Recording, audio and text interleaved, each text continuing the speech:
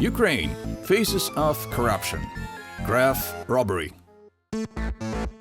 Brazen and cynical robbery in central Kiev.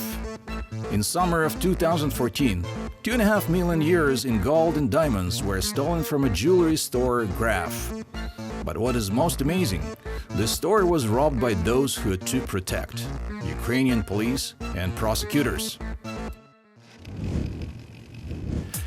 The clips blew up the internet.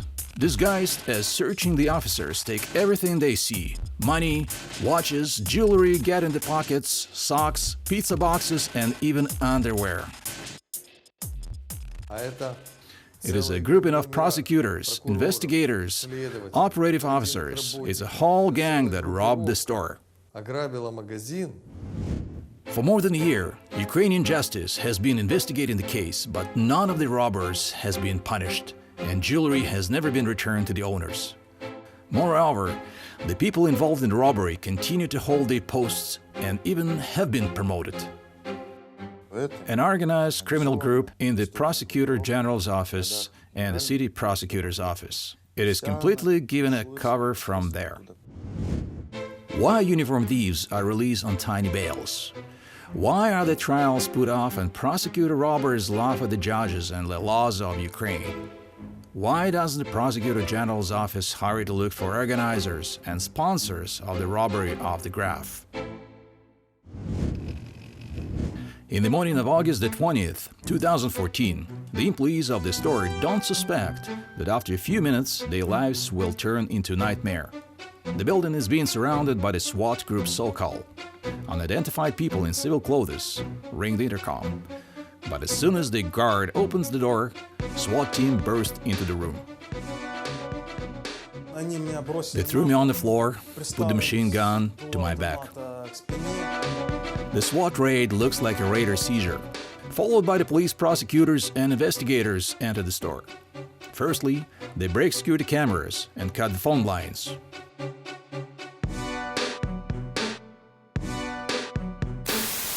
Pointed by automatic guns, all the store staff, guards, cashiers, managers, and sellers were driven into the utility room. No phones, no personal belongings were allowed. 10 people were locked in a small, stuffy room where they will be held until the evening, with no food, no drink, and no phones. The law executors break into the offices and the warehouses, where they smash furniture and shelves. Everything gets to the hands. Luxury watches, exclusive jewelry with diamonds, earrings, bracelets, and necklaces goes into the pockets in no time. But the apparent ease of the trophy dazzles the robbers. Out of 26 cameras, they find and destroy only 11. Here the prosecutors Kozlov and Savchuk operating in the Graph office. Having grabbed everything valuable, they see the sad room to so-called SWAT officers.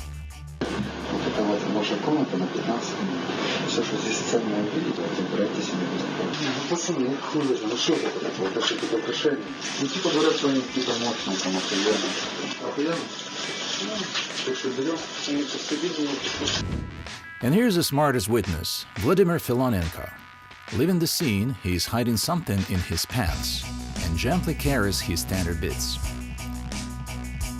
Here, prosecutor Pavel Kozlov takes a pack of $10,000 and hides it in a pizza box. Investigator Maria Vasilyeva does the same. She meticulously selects only the most beautiful and expensive jewelry.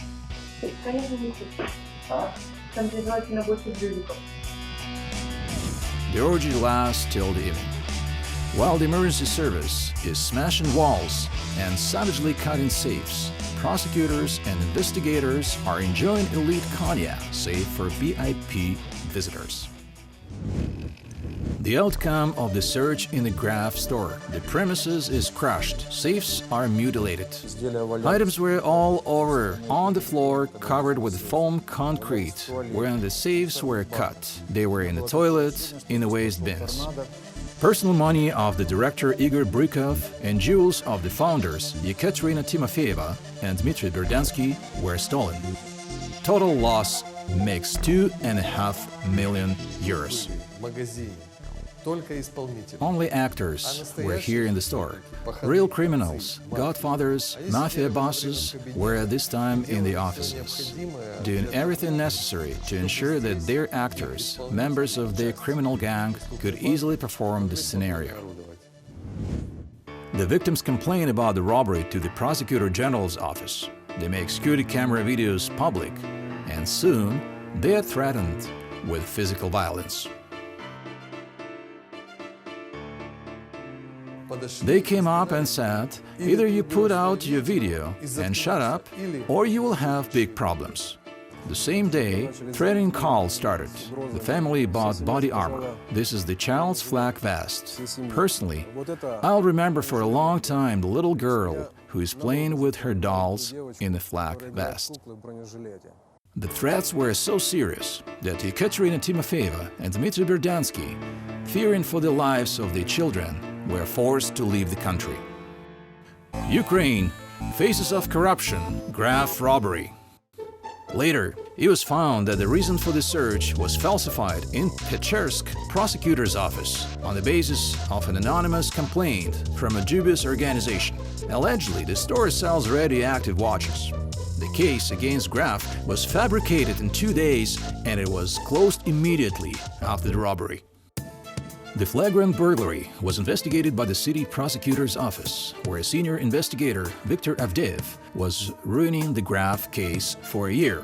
Out of 20 robbers, only one was detained, the investigator Vitaly Zabuga. The rest continued to work as usually at their posts, and 3 others, Maria Vasilyeva, Oleg Vitko and Vladimir Filonenko, just fled. Investigator Avdeyev failed to search them for a whole year. Later, Avdeyev got promoted. But for the stunning corruption, it would have been investigated long ago and all the criminals. A year later, the suspects were finally arrested, but the Pechersk court released them soon on tiny bails. By December 1st, 2015, even the preliminary hearing hadn't started yet. Judges take rejection one by one, and uniform thieves laugh openly at both the judges and the laws of Ukraine. We've had 5 hearings already, but these gangsters and their lawyers don't come. My lawyer and I were the only people at the latest hearing. Nonsense. Even the prosecutor didn't come. No one came. Neither the prosecutor, nor Vasilyeva, nor Vitko came. Filonenko was not brought from the arrest.